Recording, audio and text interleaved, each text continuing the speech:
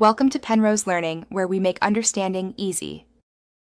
First, gather your account number, 2 forms of ID, and the device used for authentication. Confirm the exact email and phone on file with the bank. Note the bank's secure contact options and branch hours for in-person verification.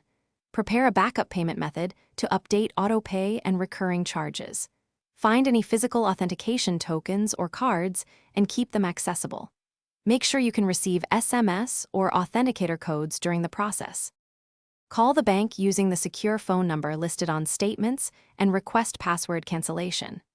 If the bank requires in-person verification, visit a branch during posted hours and surrender any physical tokens. Provide 2 forms of ID and confirm your identity with 2-factor authentication codes. Ask the agent to complete the formal cancellation form and to record the request ID number. Request immediate deactivation of the old password and removal from all linked devices and app sessions.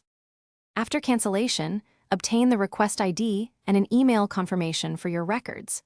Confirm the bank has deactivated the password across web, app, and any API access points. Immediately update autopay settings and switch recurring payments to the backup payment method. Replace or reissue authentication tokens if the bank recommends new credentials. Monitor account activity closely for 48 hours to detect unauthorized access. Keep printed.